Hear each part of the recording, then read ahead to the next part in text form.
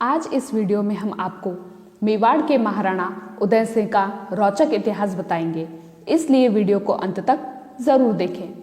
महाराणा उदय सिंह का जन्म 1522 ईस्वी में हुआ। इनके पिता महाराणा सांगा व माता रानी कर्णावती थी। जब कुंवर उदय सिंह 6 वर्ष के थे तब उनके पिता महाराणा सांगा का देहांत हो गया। कुंवर उदय सिंह 12 वर्ष के हुए तब गुजरात के सुल्तान बहादुर शाह के आक्रमण के समय उदय सिंह जी की माता कर्णावती जी सहित हजारों राजपूतानियों ने जौहर किया। कुछ समय बाद राजपूतों ने बहादुर शाह के सिपाहियों से चित्तौड़गढ़ दुर्ग जीत लिया और महाराणा विक्रमादित्य को गद्दी पर बिठाया। फिर दासी पुत्र बनवीर ने महाराणा विक्रमादित्य की हत्या कर दी। बनवीर का चित्तौड़गढ़ पर कब्जा हो गया और उसने कुंवर उदय सिंह को मारने का प्रयास किया। माता पन्नाधाय ने अपने पुत्र चंदन का बलिदान देकर कुंवर उदय सिंह के प्राणों की रक्षा की। कुंभलगढ़ दुर्ग में सामंतों ने महाराणा उदय सिंह का राज्याभिषेक कर दिया। महाराणा उदय सिंह का विवाह महारानी जयवंता बाई से हुआ। 1540 ईस्वी में कुंवर प्रताप का जन्म हुआ। इसी वर्ष मावली के युद्ध में महाराणा उदय सिंह ने बनवीर के सेनापति कुंवर सिंह को परास्त किया। महाराणा उदय सिंह ने ताड़ा पर विजय प्राप्त की। फिर महाराणा उदय सिंह ने कूटनीति से बनवीर को चित्तौड़गढ़ के युद्ध में पराजित कर दुर्ग पर अधिकार कर लिया। अफगान बादशाह शेर शाह सूरी की चित्तौड़गढ़ पर चढ़ाई की खबर सुनकर महाराणा उदय सिंह ने कूटनीति से दुर्ग की चाबियां उसके पास जहाजपुर भिजवा दी। शेर शाह ने शम्स खां को फौज देकर चित्तौड़ भेजा। शम्स खां किले की तलहटी में फौज समेत रहने लगा, जिससे महाराणा के अधिकार सीमित हो गए। 2 वर्ष बाद महाराणा उदय सिंह ने शम्स खां की फौज पर आक्रमण किया और अफगानों को परास्त किया।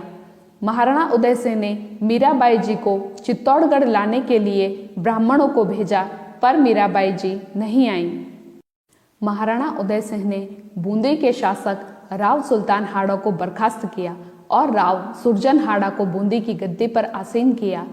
महाराणा उदय सिंह ने कुंवर प्रताप को सेनापति बनाकर वागड़, छप्पन व गोड़वाड़ पर विजय प्राप्त की।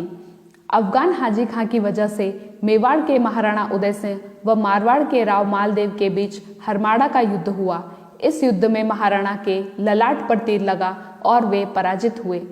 अकबर ने ग्वालियर को जीत लिया। महाराणा उदय सिंह ने अकबर के शत्रु राजा राम शाह तोमर को चित्तौड़गढ़ दुर्ग में शरण दी और अपनी पुत्री का विवाह कुंवर शालिवाहन तोमर से करवा दिया। इसी वर्ष महाराणा ने विश्व के सबसे खूबसूरत शहरों में से एक उदयपुर की स्थापना की। महाराणा ने नौचौकिया महल, नेका की चौपाड़, जनाना रावला, राज आंगन, मोती महल व उदय सागर झील का निर्माण करवाया। महाराणा उदय सिंह ने अकबर के शत्रु वीर जयमल जी मेड़तिया राठौड़ को मेवाड़ में बदनौर की जागीर दी।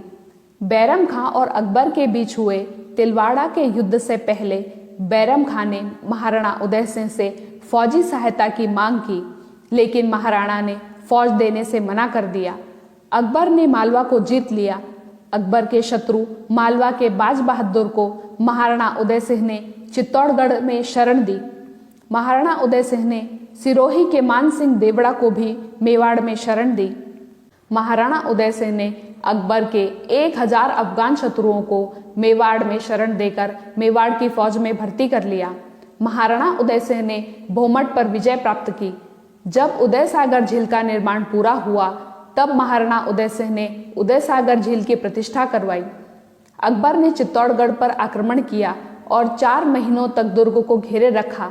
महाराणा उदय सिंह सामंतों की सलाह पर पहले ही राज परिवार सहित दुर्ग से निकल गए। दुर्ग में रावत पत्ता चुंडावत व राव जयमल राठौड़ के नेतृत्व में केसरिया हुआ। पत्ता जी की रानी फूल कंवर जी ने सैकड़ों राजपूतानियों सहित जौहर किया। अकबर ने 30,000 नागरिकों का कत्लेआम करवाया। इस युद्ध में अकबर के भी 30,000 सैनिक मारे गए। अपने शत्रु बाज बहादुर की मांग को लेकर अकबर ने उदयपुर पर कुछ सैनिक टुकड़ियां भेजी। छुटपुट लड़ाइयां भी हुई, फिर भी महाराणा उदय सिंह ने बाज बहादुर को अकबर के हवाले नहीं किया। महाराणा उदय सिंह ने कुंभलगढ़ में नई फौज तैयार की और वे गोगुंदा पधारे। उन्होंने गोगुंदा को मेवाड़ की राजधानी घोषित किया। अकबर ने आमेर के राजा भारमल को दूत बनाकर महाराणा उदय सिंह के पास संधि प्रस्ताव देकर भेजा, लेकिन महाराणा ने अधीनता स्वीकार करने से मना कर दिया। होली के दिन गोगुंदा में महाराणा उदय सिंह का देहांत हो गया।